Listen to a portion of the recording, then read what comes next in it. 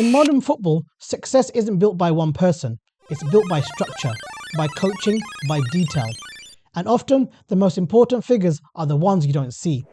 At Manchester United, one of those figures could be Steve Holland. Not a headline name, not a former superstar, but a coach with deep tactical knowledge, elite level experience, and a track record of improving team organisation. This is the story of Steve Holland, his rise through coaching, his tactical influence, and why he could be a huge part of Manchester United's future.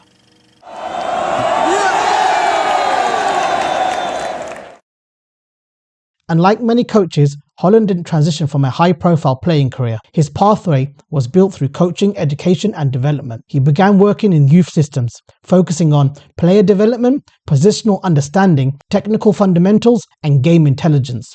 This early experience shaped his coaching philosophy: structure first, freedom second. He became known as a coach who valued organisation and clarity, and that reputation followed him to his first major club environment, Chelsea. Steve Holland's coaching profile grew significantly during his time at Chelsea. He worked across different managerial areas, including structured defensive systems and transitional to attacking football. At Chelsea, Holland became heavily involved in training ground organisation, defensive shape, midfield compactness, and set-piece preparation. Chelsea teams during this period were known for strong defensive blocks, disciplined spacing between lines, and efficient counter-attacks. These are all hallmarks of Holland's coaching influence. He wasn't the headline manager, but he contributed to the tactical consistency behind the scenes. And working under multiple managers forced him to adapt. Back three systems, back four systems, high pressing, and mid-block defending. This versatility would become one of his biggest strengths. England. Holland's role with England elevated his tactical reputation. International football requires quick preparation, clarity and simplicity, and England's involvement in tournaments reflected that. Under the coaching setup, England became more compact defensively, better organised in transitions, dangerous from set pieces, and clear in positional roles. One major tactical development was England's flexible defensive shape, switching between 4-3-3, 3-4-3 and 4-2-3-1. This adaptability is something Holland helped implement. England's midfield balance improved. Fullbacks were used strategically. Set-piece routines became more structured. These are small details, but they all win knockout games. Tactical identity. What defines Steve Holland? Holland's coaching philosophy centers around balance and control. Key principles: compact defensive shape, minimal gaps between lines, control pressing triggers, structured build-up play, and efficient transitions. He prefers organisation over chaos, clarity over complexity, and balance over extremes. This makes his style highly suited to rebuilding teams, and it addresses several areas Manchester United have struggled with: the pressing structure and defensive organisation. One of Holland's biggest tactical strengths is his pressing structure. Instead of constant high pressing, his approach is controlled. Pressing triggers include wide areas, poor opposition touches, and back passes to defenders. This prevents teams from being stretched. He also protects the midfield, something Manchester United have lacked at times. Defensively, his teams often use mid-block shapes, compact central areas, and forcing play wide. This reduces exposure and improves defensive stability.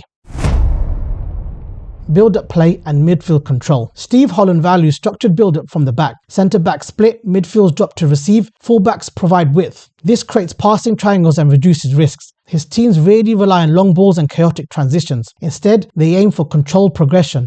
This is particularly important for Manchester United, where midfield control has often been inconsistent. The set-piece influence. Another area where Holland has contributed significantly is set-piece organisation. England's improvement in attacking set pieces were noticeable. Blocking routines, near post movements, second ball positioning. Defensively, teams under his coaching maintain zonal discipline, clear marking assignments, and structured clearances. Set pieces are often overlooked, but they can often decide tight matches. Just look at what's happening this season.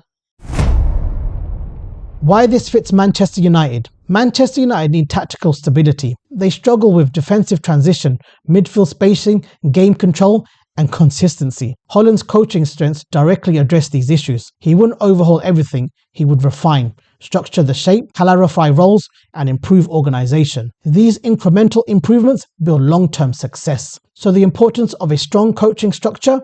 Well, modern elite clubs rely on collaborative coaching teams. Manager sets the vision, assistants implement details, and analysts refine performance. Steve Holland thrives in this environment. He enhances tactical preparation. He improves training standards. He strengthens defensive organisation.